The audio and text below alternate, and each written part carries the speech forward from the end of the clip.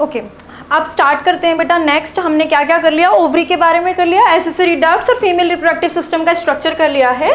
देखिए नेक्स्ट अब हमने क्या करना है, यहाँ पर हमने लिखा था एसेसरी डक्ट्स के बारे में, एसेसरी ग्लैंड्स बचे हैं और एक्सटर्नल जेनिटेलिया का पार्ट बचा है।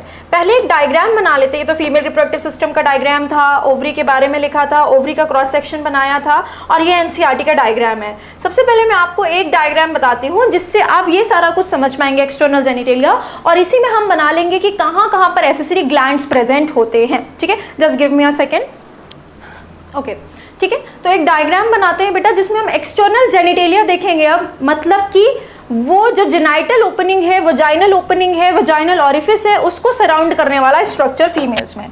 ठीक है, फर्स्ट ऑफ ऑल यहाँ पर ये जो नाम लिखे हुए हैं mons pubis, labia majora, labia minora, इसके लिए हम क्या करेंगे, पहले एक डायग्राम बनाते हैं। ओके देखो सबसे पहले क्या होता है बेटा, फीमेल में ध्यान रखना है अपने ने कि यूरेथ्रल ओपनिंग और वजाइनल ओपनिंग अलग अलग होती है। जो यूरिनरी ब्लैडर का नेक रीजन से लेके एक्सटीरियर तक यूरेथ्रल मीटर्स आता है, यानी कि यूरेथ्रा, उसकी जो ओपनिंग होती है यूरेथ्रल मीटर्स, ठीक है, वो जो यूरेथ्रल मीटर्स होता है वो फीमेल में अलग है, और vaginal opening, genital opening, reproductive tract की ओपनिंग अलग है। फीमेल में ये यूरिनोजेनाइटल ट्रैक्ट नहीं होता। ठीक है, तो जो यूरेथ्रल ओपनिंग होती है वो ऊपर साइड पर होती है एंटीरियर, और जो वजाइनल ओपनिंग होती है वो नीचे साइड पर होती है पोस्टीरियर। ठीक है, एंटीरियर पोस्टीरियर। इस दोनों ओपनिंग को सराउंड करता हुआ जो पहला स्ट्रक्चर होता है that is called as labia minora. This is called as labia minora. ठीक है, नाम देखते जाना, लेबिया माइनोरा। लेबिया माइनोरा के जस्ट बाहर, लेबिया माइनोरा के जस्ट बाहर जो स्ट्रक्चर होता है that is called as labia majora. इसके जस्ट बाहर टिश्यू का जो फोल्ड होता है that is called as labia majora.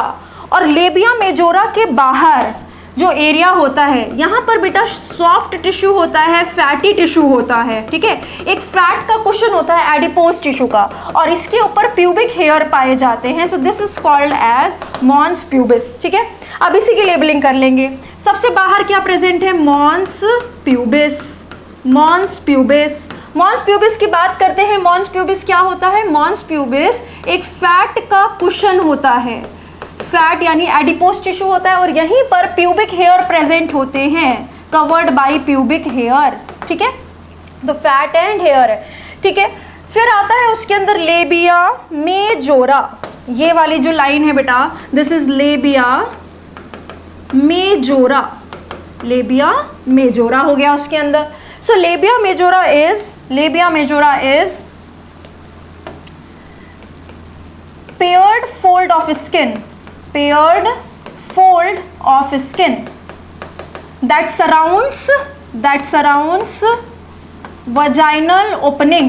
ठीक है, तो vaginal opening के चारों तरफ तो है ही, और ऐसा भी कह सकते हो under mons pubis. Mons pubis के इनसाइड है, मॉन्स प्यूबिस बाहर है, लेबिया मेजोरा अंदर है। ये सब चीजें आपको क्वेश्चन सॉल्व करते वक्त ध्यान देनी है। मॉन्स प्यूबिस के अंदर है लेबिया मेजोरा, वजाइनल ओपनिंग को सराउंड कर रहा है लेबिया मेजोरा। ठीक है, उसके बाद आता है बेटा नेक्स्ट लेबिया माइनोरा। तो इसके जस्ट अंदर आपको ये जो दिख रहा है opening, this one, this is labia minora. ये हो जाता है लेबिया माइनोरा। लेबिया माइनोरा भी पेयर्ड फोल्ड ऑफ स्किन है। लेबिया माइनोरा भी पेयर्ड फोल्ड ऑफ स्किन है, लिप लाइक स्ट्रक्चर है, लिप लाइक स्ट्रक्चर है, बिकॉज ये भी पेयर्ड फोल्ड ऑफ स्किन होता है। ठीक है, चलो यहाँ तक तो ठीक है। बाहर है दो fold, paired fold labia majora, उसके अंदर है paired fold लेबिया minora. Labia minora के अपर जंक्शन पे, लेबिया माइनोरा के अपर जंक्शन पर यहाँ पर बनता है एक स्ट्रक्चर बेटा जिसको कहते हैं क्लाइटोरिस। क्लाइटोरिस, ध्यान से सुनो। तो अगला पार्ट आ गया अपना क्लाइटोरिस का। ठीक है, या तो आप लेबिया माइनोरा में लिख लो कि at the upper junction it forms clitoris, या क्लाइटोरिस में लिख लो it is formed at upper junction of labia minora. बेटा ये आपको अच्छे से याद रखना है कि लेबिया मेजोरा के अपर जंक्शन से नहीं, लेबिया माइनोरा, जो अंदर पेयर्ड फोल्ड ऑफ स्किन है लेबिया माइनोरा, उसके अपर जंक्शन पे बनता है clitoris, and this clitoris is a finger like structure, a finger like projection. जैसे मेल में आपने किया था that penis is covered with foreskin और प्रिप्यूस, वैसे ही फीमेल्स में clitoris is covered by foreskin, also called as prepuce, because in females this clitoris is homologous to penis, ठीक है। जैसे मेल्स में आपको पता था ना, होमोलॉगस मतलब सेम स्ट्रक्चर डिफरेंट फंक्शन, तो मेल्स में जो पीनिस बना है, फीमेल्स में वो क्लाइटोरिस बना है, इसीलिए उसके ऊपर प्रिप्यूस फोरस्किन है, इसके ऊपर प्रिप्यूस फोरस्किन है, और ये दोनों आपस में होमोलॉगस होते हैं, ठीक है। तो clitoris is formed eight the upper junction of labia minora. ये ठीक सेम लाइन आप लेबिया माइनोरा में भी लिख सकते हैं कि अपर जंक्शन पे लेबिया माइनोरा बनाता है clitoris, which is a finger like projection, ठीक है। इतना हो गया। तो mons pubis, labia minora, labia majora and clitoris, 4 part हमने लिखा है, अभी हाइमेन बचा है, ठीक है। बाकियों की लेबलिंग कर लेते हैं, this opening is called as urethral meatus. ये बेटा एक्सक्रीटरी सिस्टम का ओपनिंग है, यूरेथ्रा का ओपनिंग है, and this opening is called as vaginal orifice. Vaginal opening, orifice का मतलब वजाइनल ओपनिंग, ठीक है। And this is the opening of genital tract, reproductive tract. यहाँ ये वाला पैसेज जो यहाँ से ही वजाइना स्टार्ट होगा, जो कि कॉपुलेटरी कैनाल का काम करेगा। आते हैं कि हमने इसमें क्या नहीं बनाया है अभी तक, हमने इसमें शो नहीं किया है बेटा ग्लैंड्स को। जो 2 ग्लैंड्स की बात हम बार बार कर रहे थे, उनको अभी तक हमने शो नहीं किया है, उनको शो करते हैं। एक ग्लैंड तो होता है बेटा यहाँ पर, और एक ग्लैंड होता है वजाइनल ओरिफिस के साइड में, ठीक है। याद करो, इस वाली स्लाइड में हमने सीखा था एक पेयर्ड होता है और एक अनपेयर्ड होता है। ये रहा बार्थोलिन वाला पेयर्ड है, तो ये वो है विच इज प्रेजेंट। मैंने आपको कहा था ना, इसको बाद में लिखेंगे, डायग्राम के बाद ज्यादा क्लियर हो जाएगा। It is present on either sides of vaginal orifice, vaginal orifice के दोनों साइड में है। और ये वाला कहाँ पर प्रेजेंट है? इट इज प्रेजेंट और located between urethral opening and vaginal opening. Urethral और वजाइनल ओपनिंग के बीच में रखा हुआ है अनपेयर्ड वाला, ठीक है। इससे एक अल्कलाइन सिक्रीशन आता है, इससे अल्कलाइन सिक्रीशन आता है बेटा, इससे भी अल्कलाइन सिक्रीशन आता है। मेनली ये सिक्रीट करता है म्यूकस, ठीक है। नाउ ये होमोलॉगस है बल्बोयूरेथ्रल से, ये वाला होमोलॉगस है बल्बोयूरेथ्रल से, वैसे ये वाला होमोलॉगस है बेटा प्रोस्टेट से। ये याद रखना भी इजी है क्योंकि प्रोस्टेट भी अनपेयर्ड था, ये भी अनपेयर्ड है। So this is homologous to prostate gland, ठीक है। और इनकी ही हम लोकेशन बना रहे हैं, ये हो गया ग्लैंड्स के बारे में, इनकी हम लोकेशन बना रहे हैं। ये वाले जो दोनों ग्लैंड हैं, these are Bartholin gland, Bartholin's gland, ठीक है। और ये वाला जो ग्लैंड है, this is Skene's gland, Skene's gland. This is done.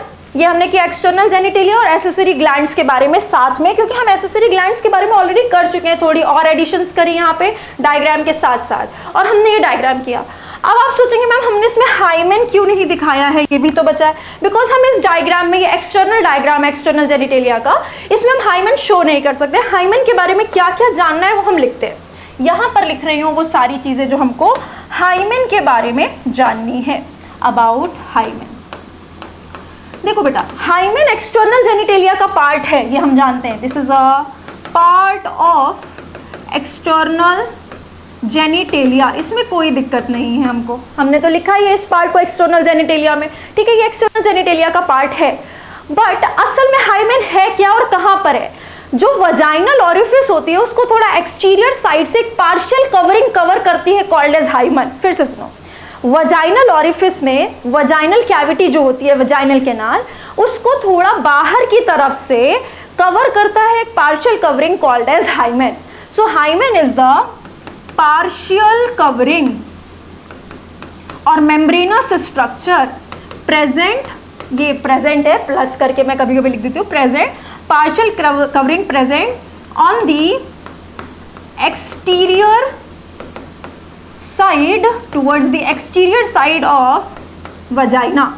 ठीक है, इसका मतलब ये नहीं वजाइनल ऑरिफिस के बाहर है हाइमन, वजाइनल ऑरिफिस के अंदर है, पर जो पूरी वजाइनल कैनाल है उसमें थोड़ा बाहर की साइड पर होता है, पर हम इस डायग्राम में उसको स्पॉट नहीं कर पाते हैं क्योंकि एक्सटर्नल डायग्राम आप देख रहे हैं उससे थोड़ा अंदर साइड पर होता है। A partial covering present on the exterior side of vagina और it is a membranous covering that is covering vagina from inside. ठीक है, अब ये जो हाइमन होता है इसके बारे में एनसीईआरटी में बहुत सारी छोटी छोटी चीजें दी हुई हैं जो कभी कभी बच्चे डाउट्स में पूछते हैं। So first of all this hymen, NCERT says that it is not a reliable indicator of virginity। जिन बच्चों को नहीं पता है वर्जिनिटी क्या होती है, this is the sexual experience और सेक्सुअल इंटरकोर्स का एक्सपीरियंस। सेक्सुअल इंटरकोर्स का कोई भी एक्सपीरियंस जब फर्स्ट टाइम होता है तो उसको कहते हैं वर्जिनिटी। हाइमन का होना या नहीं होना ये नहीं बताता है कि उस फीमेल को कोई सेक्सुअल एक्सपीरियंस है या नहीं है, यानी उसकी वर्जिनिटी लूज हुई है या नहीं हुई है, ये इस लाइन का मतलब है। So hymen is not a reliable indicator of virginity.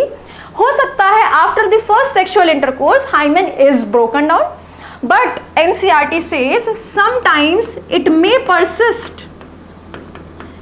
persist even after sexual intercourse।